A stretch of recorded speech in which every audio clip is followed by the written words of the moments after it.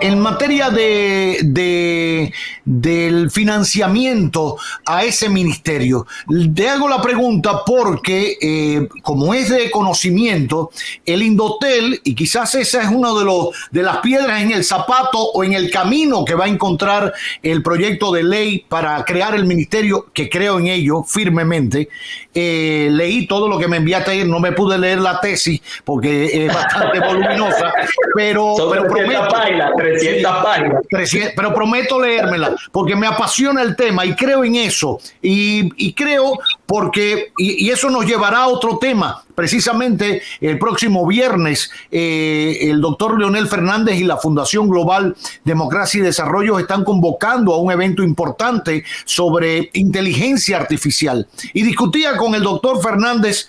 Bueno, con Leonel no se puede discutir, creo que fue una arrogancia de mi parte, pero hablaba con él hace unos días y le decía, doctor, yo tengo mis aprensiones con eso, porque seguimos poniendo el carretón delante de los caballos.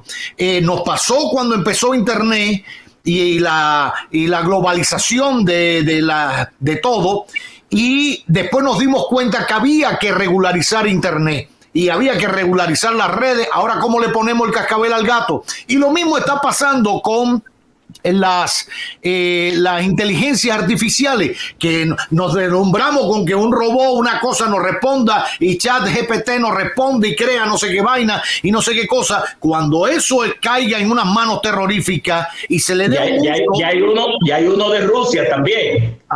Entonces ahorita queremos regular eso y no podemos. Yo creo que un ministerio de las TIC y de las telecomunicaciones estaría llamado a proponer a que recibamos las nuevas tecnologías y los inventos, pero con nuestra propia regulación. Si el Congo no regula o India no regula, es un problema de ellos, pero nosotros debemos regularlo. Pero es un tema que me gustaría preguntarte, aparte, primero, el tema de los chelitos. Indotel recibe hoy un dinero importante que es 1% de lo que se cobra, sobre todo en materia de telefonía. Como bien tú decías, en ese momento era el fuerte de este país, no había tanta data, no había tanto internet, etcétera, etcétera. O sea, recibe un dinero importante. ¿Qué pasaría con esos ingresos en un ministerio? Eso hace que Indotel, a partir de esos ingresos, sea un organismo descentralizado y tenga cierta autonomía a la hora de manejar, a la hora de licitar, a la hora de ciertas cosas que no la tendría el ministerio porque sería un organismo de gobierno. Bueno, mira que has dado en el clavo. Primero, yo voy a estar el viernes invitado por el presidente del Funglode en ese foro sobre inteligencia artificial, que ya en Europa hay una serie de retos y desafíos sobre los aspectos éticos y morales de la inteligencia artificial, es decir, que vamos a estar allá. Lo segundo es que el proyecto de ley nuestro busca reducir los impuestos que nosotros pagamos por los servicios de la TIC en un 33%, es decir, reduce o elimina el 10% del selectivo al consumo. Cada vez que tú y yo, los usuarios de los servicios de telecomunicaciones, pagamos 1,000 pesos, 300 son de impuestos. Nosotros somos el país en el mundo, de los países del mundo que más caro paga de los impuestos de telecomunicaciones, por encima de los países desarrollados. Y eso crea una barrera, un cuello de botella para reducir la brecha digital. Ahora, ¿cuánto recibe el Indotel actualmente? Recibe 7,000 millones de pesos eso fue lo que vi en el último presupuesto del año 2022. No sé cuáles son las proyecciones ahora del 2023, pero 7,700 millones de pesos al año recibe el Internet del CDT. El CDT es la contribución al desarrollo de las telecomunicaciones. ¿Y para qué es ese fondo? No solamente es para que la gente me ha criticado de que es para botella, para burocracia, para más estructura. No, es que ese fondo, decía la ley, y nosotros estamos convencidos de eso, debe ser para llevar las TICs a donde el sector privado no ha podido llevarla por un tema de costo-beneficio o de tasa interna de retorno, donde al sector privado no le resulta rentable, entonces llega a la mano del Estado a través de la especialización de esos fondos para llevar, por ejemplo, en Bengadaver, en Duvergé, en Partido, Dajabón, en Oviedo, llevar una conexión para que el ciudadano de a pie, como dicen, tenga los mismos derechos que tenga el que está aquí en el polígono central, en una torre en Piantini o en Naco, por lo menos el acceso, no te estoy hablando el contenido, la calidad de esos contenidos, pero para eso era ese fondo. Pero ese fondo no logró su cometido. Del año 98 para acá, si tú calculas los miles de millones de pesos que debieron implementarse para llevar lo que le llama la universalización de los servicios. Nosotros somos una media isla y con esos fondos nosotros podemos llevar municipios inteligentes, Wi-Fi a todos los puntos céntricos donde se le interesa que el ciudadano que se aglomere tenga ese internet Wi-Fi gratuito, pero también permitir, Cavada, que las micro, pequeñas y medianas empresas puedan acceder a ese fondo. Solamente ese fondo pueden utilizar las grandes. ¿Por qué? Porque tiene que tener una licencia de operación y tiene que tener mucho capital. Entonces, las micro, pequeñas y medianas empresas, las empresas comunitarias, por ejemplo, tú sabes que en muchas provincias, muchos municipios hay empresas cableras, ¿verdad? De cable, que incluso por el cable también dan telefonía y te pueden dar internet. Es lograr a través de esos fondos y los fondos que generaría también Cavada, lo que yo propongo en la ley, que a través de la red de ET, la red de transmisión, los superautopistas eléctricas que tiene un cable de guarda de fibra óptica, poder llevar conectividad de banda ancha a donde el privado, por un tema de costo-beneficio, no llega. Esa es la función de esos fondos. Nunca se han utilizado, por aquí nosotros estamos llevando a que se utilice y reducir el 10% del selectivo al consumo. Un producto como las TICs, que ya fue declarado por la Naciones Unidas como un servicio básico, no solamente el internet, la telefonía, sino el internet y los servicios digitales. Cuando tú le pones tanto impuesto, estás evitando que la brecha digital se reduzca, porque la brecha digital primero es económica, luego es territorial, es decir, las zonas urbanas, rurales, las montañas, no tienen acceso a esa conexión, pero también tiene un tema de brecha de género. Las mujeres tienen menos capacidad y oportunidad de conectarse a las TICs que los hombres. Es decir, aquí estamos hablando que reduciendo la brecha digital a través de esos fondos especializados, nosotros llevaríamos conectividad y acceso a todo el dominicano y dominicana. Y eso no es imposible, porque nosotros lo que tenemos son 48,000 kilómetros cuadrados y ese dinero del CDT, del FDT, ha sido suficiente y necesario para que eso se diera. Ya, bueno, ahí está la explicación, creo que es un tema importante. Hay un tema que va de la mano con las nuevas tecnologías, con el acceso a Internet, que es el tema de los contenidos.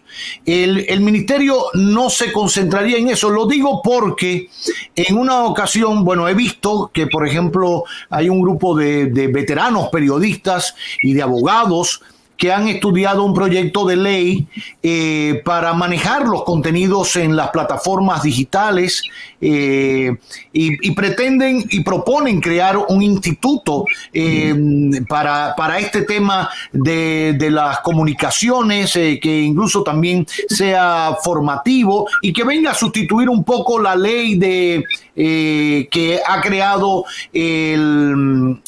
¿cómo se llama esto? Lo de espectáculos públicos, la Comisión Nacional. Sí, la ley de radiofonía y de espectáculos públicos. De espectáculos públicos. Porque una cosa va de la mano con otra, o sea, el acceso y los contenidos a los que se tiene acceso. Incluso ya hemos visto cómo muchas plataformas digitales de contenidos, Netflix, HBO Max y muchísimas más que producen contenidos en streaming han sido susceptibles de ser grabadas o con un impuesto por tener un desarrollo comercial en el país.